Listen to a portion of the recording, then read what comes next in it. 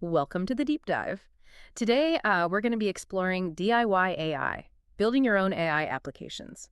Imagine creating an app that learns what music you like or suggests recipes or even writes bedtime stories for your kids. That's the power of DIY AI, and it's more accessible than you might think. Hmm. Our deep dive today is based on this super fascinating article from KD Nuggets. Okay. It's called DIY AI, Building Your AI Apps on a Shoestring Budget. I like that title. Yeah, it's really cool. It really opened my eyes to what's possible, even without a massive tech company's resources. Yeah. The article starts off by defining an AI application as software that uses AI to handle tasks that usually require human intelligence. Okay. But before we get into the nitty-gritty of building one, what comes to mind when you hear the term AI application? That's a great question. Most people, I think, probably think of really futuristic things like self-driving cars or robots. Yeah. But in reality, we interact with AI applications every single day. Think about the personalized recommendations you get on Netflix or Spotify, or how your phone's camera can recognize faces. Oh, yeah. Those are all powered by AI. Right. I hadn't even thought about those. It's already so integrated into our lives. So what makes these AI apps different from just regular apps? The key difference is in how they handle data Hmm. and make decisions. A traditional app follows a set of pre-programmed rules. It's like a recipe, follow the steps, and you get the same result every time. Okay. But an AI application learns and adapts based on the data it receives. It's Yeah. more like a chef who can experiment with ingredients and create something new. Okay, I'm starting to get the picture. So instead of just following a rigid set of instructions, an AI app can actually learn and evolve, kind of like how we humans do. Exactly. For example, let's say you have a music app that simply plays songs alphabetically. Okay. That's a basic non-AI approach. Yeah. But an AI-powered music app could analyze your listening history, learn your preferences for genres, tempos, and even specific artists, and then create playlists tailored just for you. It's like having a BJ who knows your taste better than you do. That's a pretty cool way to think about it. So the article dives into 6 different types of AI applications, but honestly, that felt a little overwhelming. True. Let's focus on what's relevant for actually building something ourselves. It mentions using OpenAI's GPT-4 to build a simple chatbot. Okay. Can we break that down? Absolutely. A chatbot is a great starting point for DIY AI. It allows you to interact with a computer program that can understand and respond to your questions and requests, kind of like having a text-based conversation with a virtual assistant. GPT-4 is a powerful language model that can generate human-like text based on the information it's been trained on. GPT-4, that sounds really technical. Can you explain it in a way that even I can understand? Think of GPT-4 as a super smart student who has read millions of books and articles. Ah. It has learned patterns in language grammar and even different writing styles.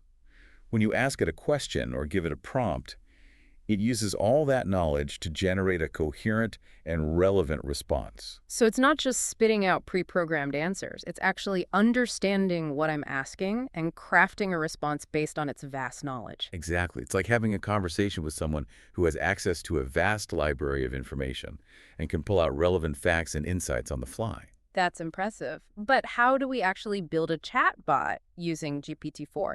The article mentions setting up an environment and writing code, which makes me nervous. It might seem daunting at first, but it's surprisingly manageable. Okay. The article breaks down the process into clear steps and even provides code snippets that you can use as building blocks. Okay, so it's not like we're writing code from scratch. Not at all. Think of it like assembling a piece of furniture. You have all the pre-cut pieces and instructions, and you just need to put them together in the right order. That makes me feel a lot better. But before we start assembling, can we take a step back and understand the basic structure of a chatbot? Of course. A chatbot, at its core, has two main parts, the front end and the back end. I've heard those terms before, but honestly, I'm not entirely sure what they mean. Think of it this way. The front end is the face of your chatbot. It's the interface that users interact with. So like the chat window where I type my messages. Exactly. And the back end is the brains of the operation. It's where GPT-4 resides and processes the user's input to generate a response. So the front end collects my question, sends it to the back end where GPT-4 does its magic, and then sends the answer back to the front end to display to me. You got it. It's a continuous loop of input processing and output.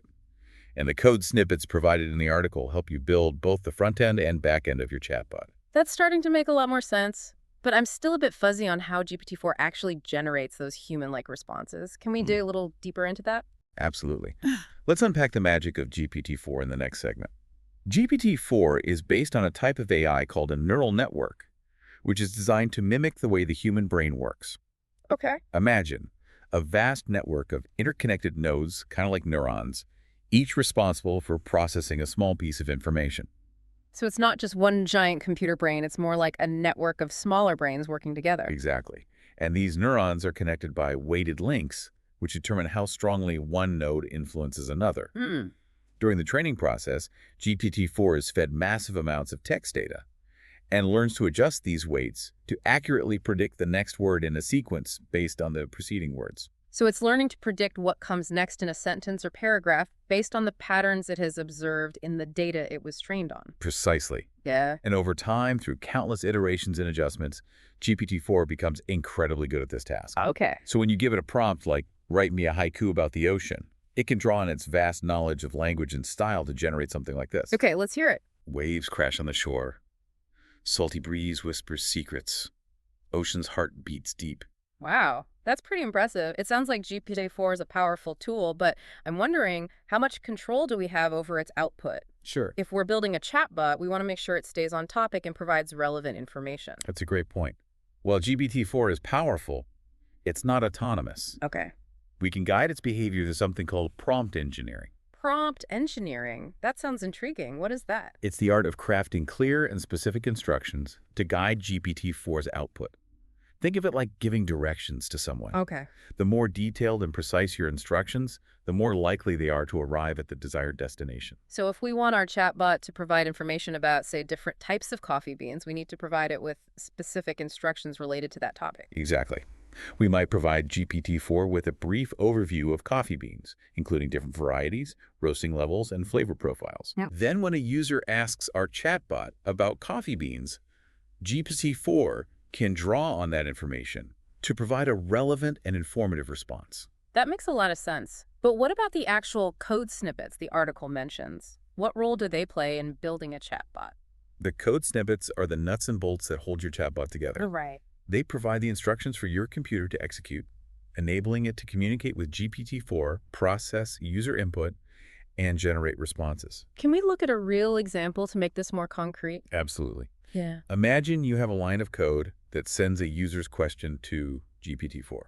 It might look something like this: Okay. openeye.completion.create Yeah. GPT-4 prompt user question. Okay, so this code is sending the user question to something called openeye.completion.create. What does that mean? That's the part of the code that interacts with the OpenAI API, which is like a messenger that carries your request to GPT-4 and brings back its response. And what about that engine GPT-4 part? That's specifying which version of GPT-4 to use. There are different versions with varying levels of complexity and capabilities. So we're telling the API to send our question to GPT-4, and then it sends back a response.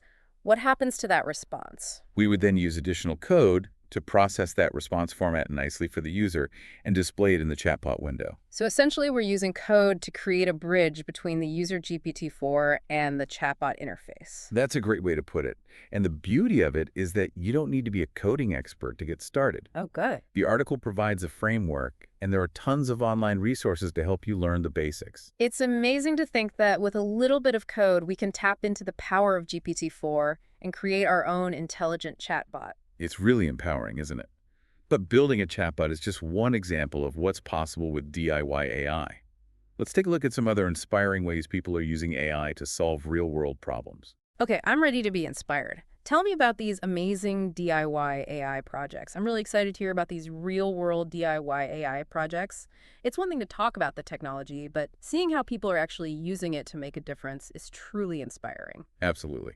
One area where DIY AI is having a big impact is in accessibility. There are some incredible projects focused on using AI to help people with disabilities. That's fantastic. Can you give us an example? Certainly. There's a project using computer vision to create a real-time sign language translator. Imagine someone who's deaf being able to have a conversation with anyone, regardless of whether they know sign language, all thanks to an AI-powered app on their phone. Wow, that would be life-changing for so many people. It really highlights how AI can be used to break down barriers and create a more inclusive world. Exactly. And it's not just about big, complex applications. Sometimes the most impactful solutions are the simplest. Okay. For instance, someone created a DIY AI system that uses a smartphone camera to identify and describe objects for people who are blind or visually impaired. So they could point their phone at something and the AI would tell them what it is. Yes. Think Yeah. about how empowering that would be to be able to navigate the world with more independence and confidence. It's amazing how a little bit of creativity and technical know-how can have such a profound impact on people's lives. And it's not just limited to accessibility. People are using DIY AI for everything from environmental monitoring to personalized education. There's a project using AI to analyze bird songs to track migration patterns and identify endangered species. That's incredible. It sounds like AI is becoming a powerful tool for conservation and scientific research. It is. And on the education front, there are people building AI tutors that adapt to individual learning styles and provide personalized feedback. Imagine a world where every student has access to a virtual tutor that helps them learn at their own pace and in a way that resonates with them. That could revolutionize education. It's so exciting to see how AI is being used to address so many different challenges. But I'm curious, with all this potential, are there any downsides or risks to consider? Of course, with any new technology, it's important to be mindful of potential pitfalls. Yeah. One thing to consider is bias. AI models are trained on data, and if that data reflects existing biases in society, those biases can be amplified in the AI's output. So, for example, if an AI model is trained on data that primarily features male doctors, it might struggle to accurately identify female doctors. That's a good example. It's crucial to be aware of potential biases and work to mitigate them by carefully curating training data and testing AI models thoroughly. That makes sense. It's a reminder that AI is a tool, and like any tool, it can be used for good or for ill. It's up to us to ensure that it's developed and deployed responsibly. I completely agree. And as DIY AI becomes more accessible, it's more important than ever to have open conversations about the ethical implications and potential risks. This has been an incredibly insightful deep dive. It is. We've covered so much ground, from understanding the basics of AI applications to exploring real-world examples and even delving into ethical considerations. Before we wrap up, is there anything else you want to highlight for our listeners who are ready to embark on their own DIY AI journey? The most important thing is to remember that AI is not magic. It's a set of tools and techniques that can be learned and applied. Don't be intimidated by the technical jargon or the perceived complexity. Right. Start small, experiment, and don't be afraid to ask questions. That's great advice. And remember, there's a vibrant online community of DIY AI enthusiasts who are eager to share their knowledge and help you along the way. Exactly. So if you've been inspired by what you've heard today, take that first step. Okay. Pick a project that interests you, dive in, and start building. Who knows? Maybe you'll create the next AI-powered tool that changes the world. Now that you know the basics, what kind of AI-powered app would you create to solve a problem in your life or work? That's a great question to ponder. And if you're looking for inspiration, be sure to check out the resources mentioned in our show notes. Thanks for joining us on the Deep Dive. Until next time, happy building.